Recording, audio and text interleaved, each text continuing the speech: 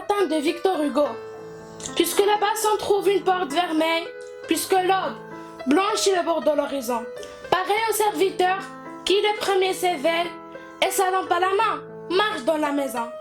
Puisqu'un blême rayon argente la fontaine, puisqu'à travers les bois, l'immense firmament, jette une lueur pâle et calme que la plaine regarde vaguement. Puisque le point du jour sur le monde vient d'éclore, je m'en vais dans les champs, triste, vivant et doux. Je voudrais bien savoir où l'on trouve une aurore pour cette sombre nuit que nous avons en nous. Que fait l'homme? La vie est-elle une aventure? Que verra-t-on après et de l'autre côté? Tout frissonne, et c'est à moi que tu parles nature dans cette obscurité. En hiver la terre pleure de Victor Hugo. En hiver la terre pleure, le soleil, froid, pâle et doux, vient à répare de bonheur, ennuyé du rendez-vous. Leurs idées sont moroses, soleil, aimons, essayons. Ô terre, où donc sont tes roses? Astres, où donc sont les rayons? Il prend un prétexte grêle, vent, nuage, noir ou blanc, et dit c'est la nuit ma belle, et la fait en s'en allant. Comme un amant qui retire chaque jour son cœur du nœud, et ne sachant plus que dire, s'en va le plus tôt qu'il peut. La clé des champs. De Jacques Charpentreau. On a perdu la clé des champs. Les arbres, libres, se promènent. Le chêne marchant trébuchant. Le sapin boit à la fontaine. Les buissons jouent à chat perché. Les buissons jouent à chat perché. Les vaches dans les airs s'envolent. La rivière monte au clocher. Et les collines cabriolent. J'ai retrouvé la clé des champs. Volée par la pie qui jacasse. Et ce soir, au saut des couchants, j'aurai tout remis à sa place. Je suis fait d'ombre et de marbre de Victor Hugo. Je suis fait d'ombre et de marbre, comme les pieds noirs de l'arbre. Je m'enfonce dans la nuit. J'écoute, je suis sous terre. Tombant, je dis au tonnerre. Attends, ne fais pas de bruit, moi qu'on nomme le poète. Je suis dans la nuit muette, l'escalier mystérieux. Je suis l'escalier ténèbres, dans mes spirales funèbres. L'ombre ouvre ses vagues yeux. Les flambeaux deviendront cierges. Respectez mes degrés vierges. Passez les joyeux du jour. Mes marches ne sont pas faites, les pieds ailés des fêtes, pour les pieds nus de l'amour. Demain dès l'aube de Victor Hugo. Demain dès l'aube, à l'heure où blanchit la campagne, je partirai. Vois-tu, je sais que tu m'attends. J'irai par la forêt, j'irai par la montagne.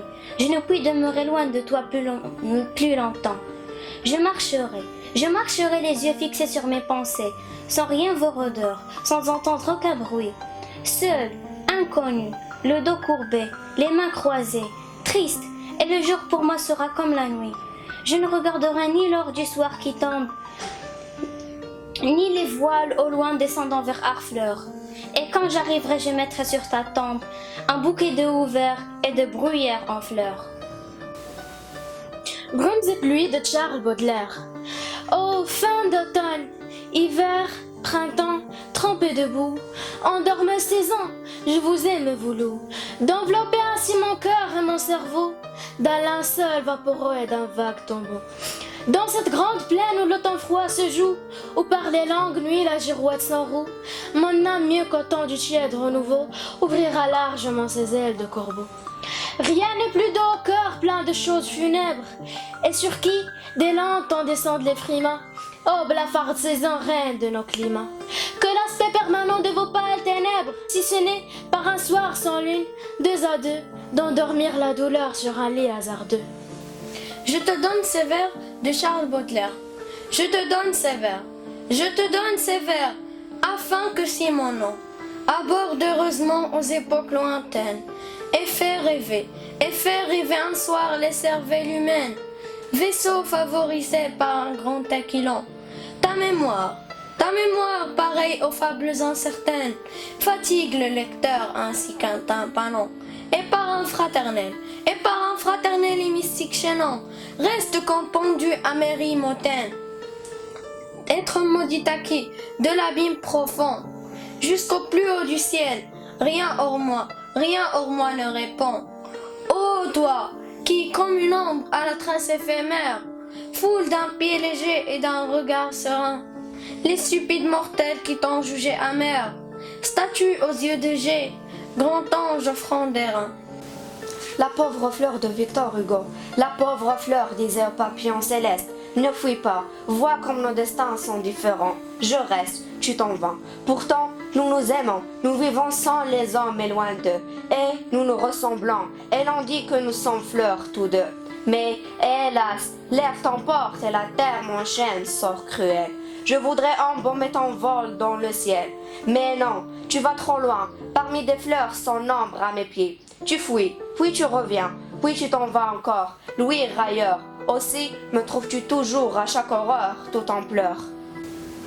Le soir de Victor Hugo, c'est le moment crépusculaire.